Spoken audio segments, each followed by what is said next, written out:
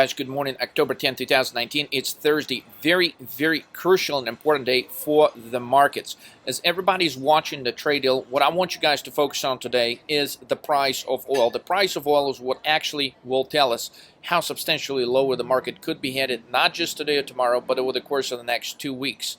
So this is a very unique opportunity. It doesn't happen very often, guys, so I want you to focus and pay very, very close attention. This is what we got going on today. We are expecting a bounce to 29.31 in the first half of the day, followed by a drop to 28.55 by 4 p.m.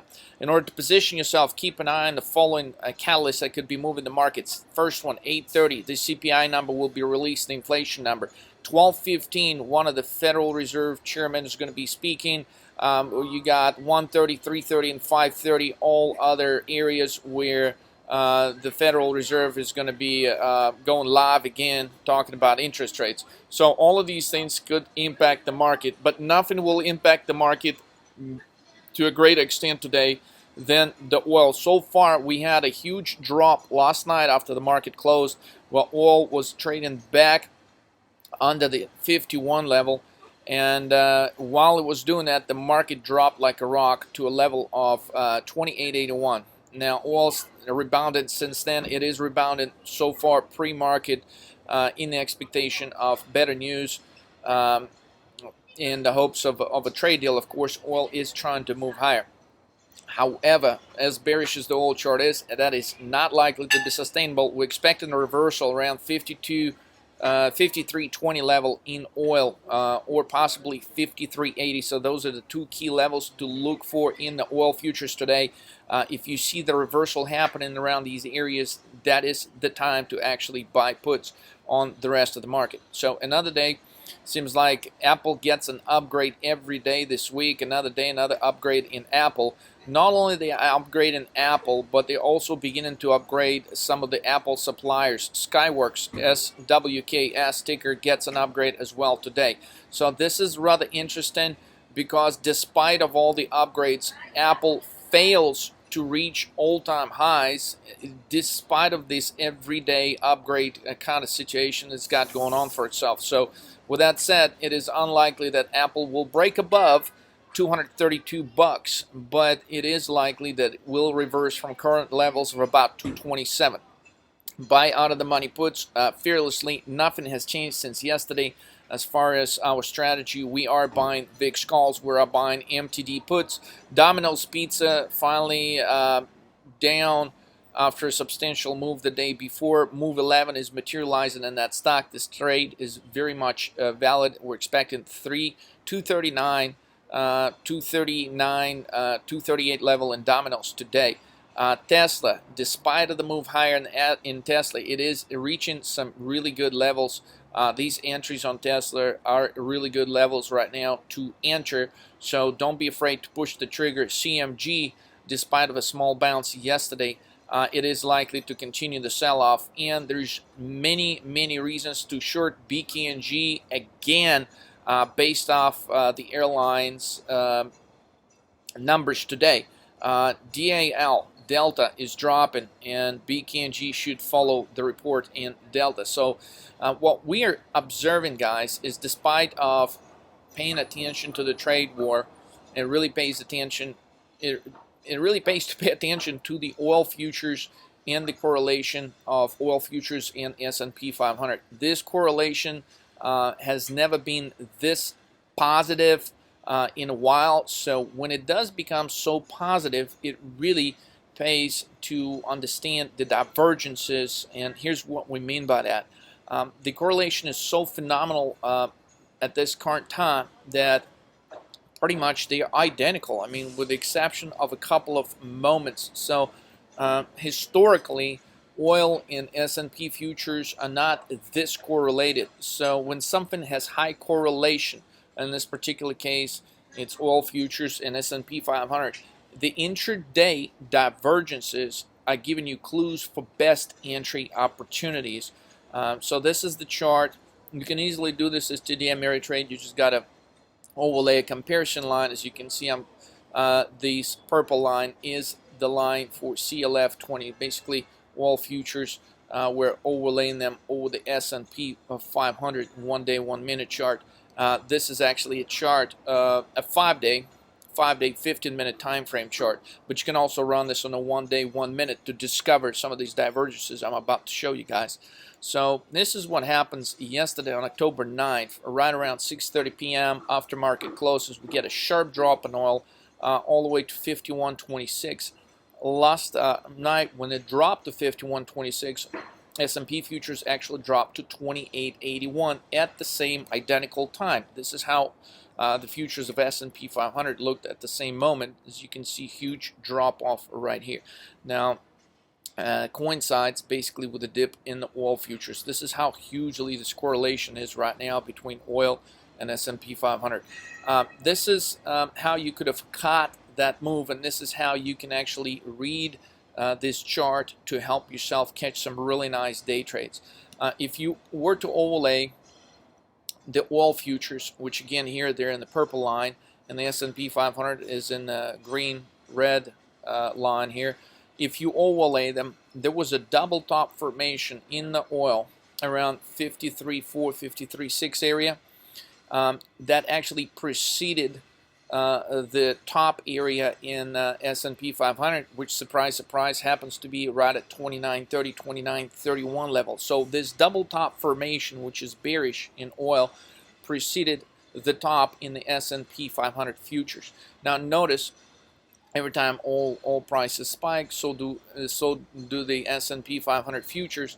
In this case, oil started already dropping, while S&P 500 futures continued to rise higher. So this divergence right here, guys, was actually preceding condition to this drop off. So as oil continued lower, as soon as oil moved sharply lower, the market couldn't take this anymore, and it followed the oil futures substantially lower. Now also notice that the bottom in the oil futures also preceded the bottom in the S&P 500 futures. If you understand this, guys, and you run this chart, again, this is S&P/ES and TD Ameritrade 1-day 1-minute chart. If you overlap these guys right here, you will be able to find some phenomenal opportunities. So basically, this divergence was warning you that as positive as the correlation has been between the oil and S&P, all of a sudden we got this divergence, and what we're seeing is S&P futures are following oil futures. So when you saw this, oil futures were going down, but S&P 500 continued to rally higher. You use that as an opportunity to enter on the put side. Now clearly the reverse would be true. Okay, if oil continues higher, then you would want to buy S&P 500 futures calls. Now, however, this is not the ultimate strategy. It could be ultimate short-term strategy, but if you look at the overall trend in oil, it is highly bearish. It is continuing to create a lot of these bearish move 11 type formations, which tells us that even at these areas of 52, 53 bucks, oil is sort of forming a top here, and a top, this top could, once it's broken, could result into basically oil prices slashing all the way to about 34 bucks. This is the breakdown on the calculations on this. And so another important secret about oil I want you to remember and take from this video, guys, is this. It's very simple. It's the rock. And you may be thinking, what the hell is the rock, Leonardo? What does the rock have to do with anything? You may be thinking, well, could it be this rock right here? It's none of the above, guys. It's actually rock, or the rate of change. I brought those two pictures up so you can just remember this stuff easily, guys. It's ROC, not ROCK, rate of change. Hopefully that helps you to memorize this. But basically, I want you to understand how to apply this rate of change when you're looking at the chart of crude oil. So here's crude oil. From stockcharts.com, you can type $WTIC. What I want you to pay close attention to is the last time we had a substantial move lower in the market actually was at the end of May. So if you analyze this, it is all about the rate of change. Notice it's not about oil dropping from 64 bucks to like 51 here, but how quickly does that. So the rate of change of this drop is phenomenally fast. In other words, within a short amount of time, oil drops 10%. As you can see, as oil was fluctuating here, just basically going sideways, as oil prices were still dropping, but they were not dropping as fast here. The market was rather overall positive. It was not dropping substantially lower here. But now we're in the same similar type of condition, right? To where oil has dropped already close to 8-9% here, but the market has not dropped. It has not had as big of a drop as it did. It recently had a drop to 28.55, but we don't think this is where it ends. If you consider this bearish reversal candles by themselves, they create a very bearish formation here, telling us that every time oil tries to bounce, there's a lot of sellers of oil. This is an important condition, especially if it is observed after the death cross formation right here. So when we take a look at the daily chart, there's just a ton of bearish things here in the price of oil, and the importance is to understand that they don't just drop. Oil doesn't just drop. It only drops when this rate of change in the price of oil changes rather rapidly within a very short amount of time. So the difference is why the market was reacting here and it was not reacting as much as here. The answer is the rock, the rate of change. Oil prices were fluctuating here within a narrower range. It didn't have as much impact on the market as a fast change in the price of oil. If you take a look at the weekly chart, you will observe the similar condition. When the markets were dropping last year like a rock, which we accurately predicted in October, November, December, oil dropped from 77 all the way down to 42 bucks. So basically from here to here, almost an uninterrupted downward trend that took place over the course of 50 days. That's a 54% drop. So the rate of change here was very, very fast within a very short amount of time.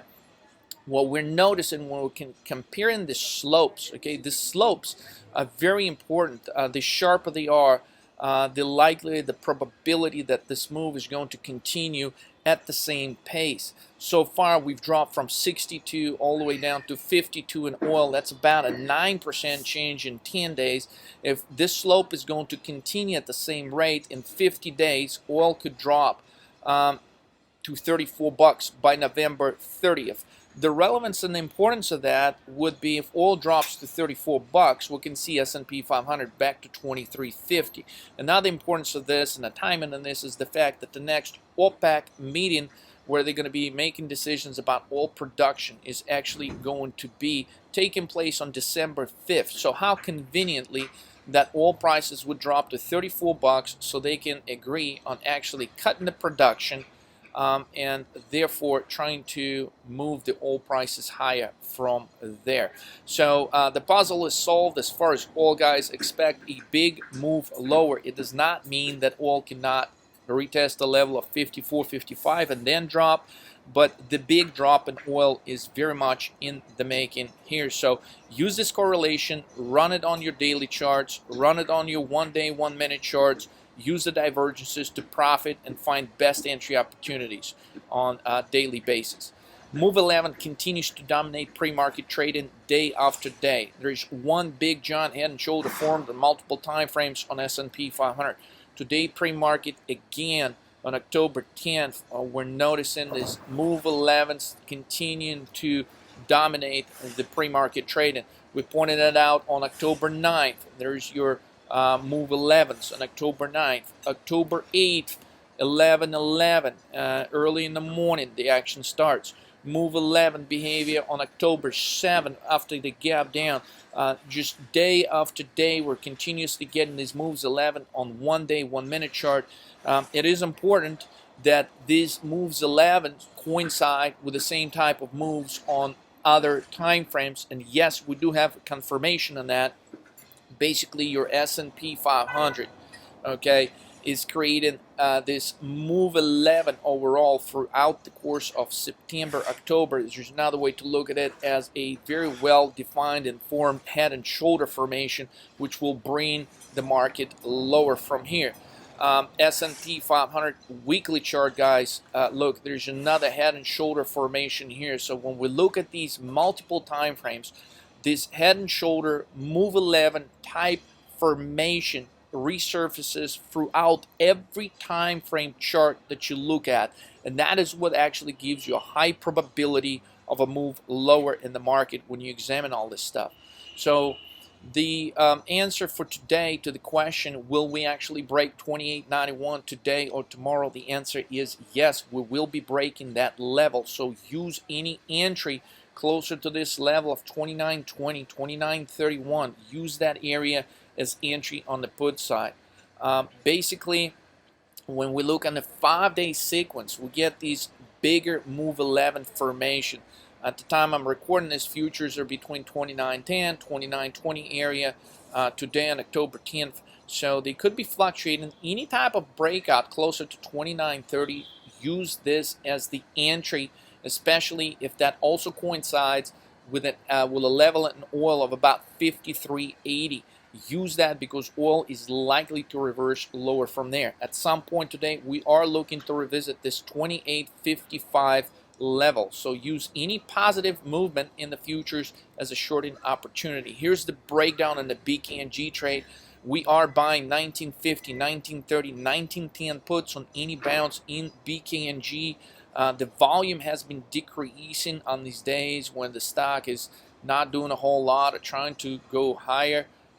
So this is a great entry right now because looking at some other travel sector stocks, after they formed recently a move 11, they are all moving lower, and that's what we believe BKNG is going to do, probably all the way traveling to about 1840 level, which coincides with this orange line. The def cross is there on the MACD. We're using the correlation type trade. Recently we've pointed out that Carnival Cruise generally has a good positive correlation with BKNG. Well, Carnival recently created this move 11, and look what happens after that. After the move 11 formation, it drops consecutively multiple days in a row to the magnitude of 10%. Geez, can you imagine if BKNG drops 10%, guys? That is officially $190 move. 10% move in BKNG, it's $190. That would actually, if that takes place, put us way closer to like 1700 level on this stock. So the reason why we want to pull the trigger on that trade today, all the companies, all the airline companies, a couple of them are reporting earnings, and they're getting downgraded, and they're moving the price targets lower on these things. You can see this pre-market action in Delta initially spikes higher and then drops. This is kind of like the formation we've observed in the Helen of Troy, okay, where the numbers are actually decent, but they're actually selling the stock. So with this type of a reaction, the logical question here is, okay, if oil prices are going lower, why aren't they buying the airline stocks? Because if oil prices are going lower, that would increase the profitability of these airline stocks and all the transport stocks. Well, the answer is the demand. It's the demand issue. The oil prices are dropping because of the demand issues.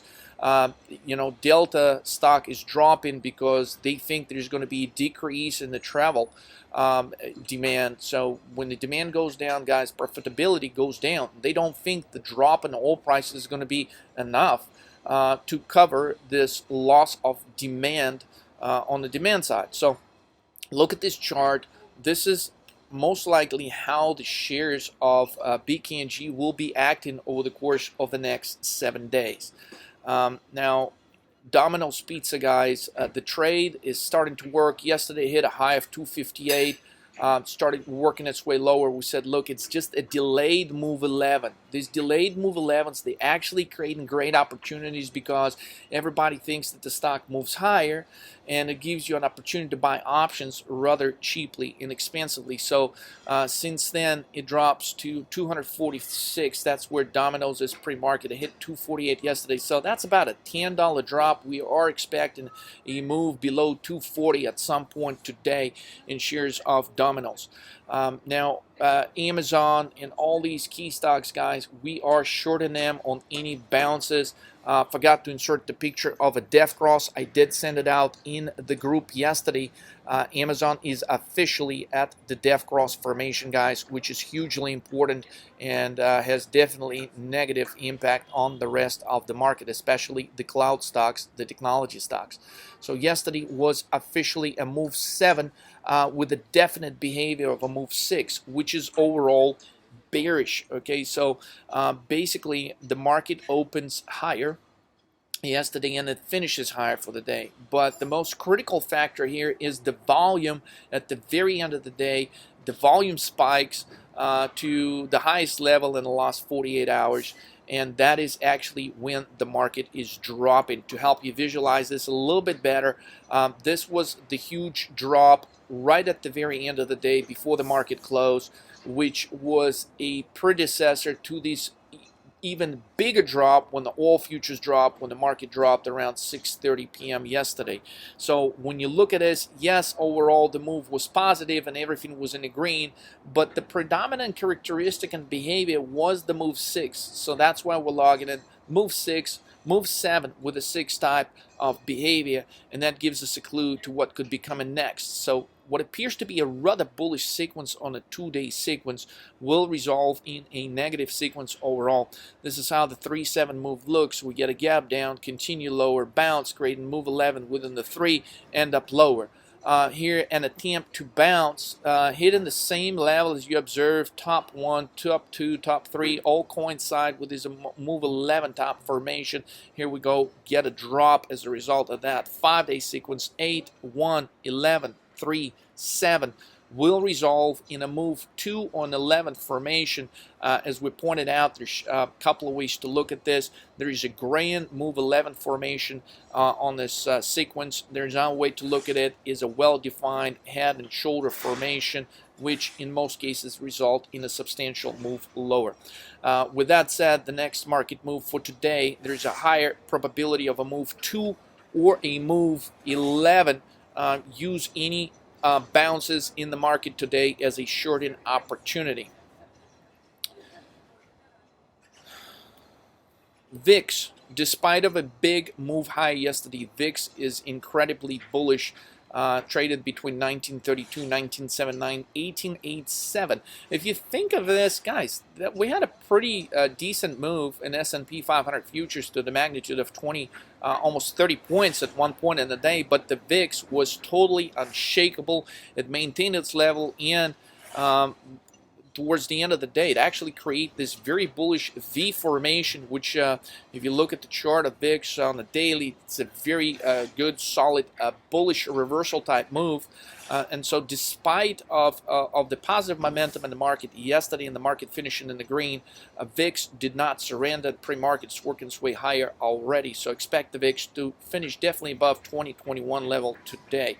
The key takeaways is, guys, just buy some puts. Buy puts at the open, add puts on any bounce, short and steer step, continue to add to the put positions, especially if we break the level of 28.91. Position for a big drop in the next 10 days, guys. Let's rock. Make it an awesome trading day. I'll catch you on the huge trade tomorrow on Friday.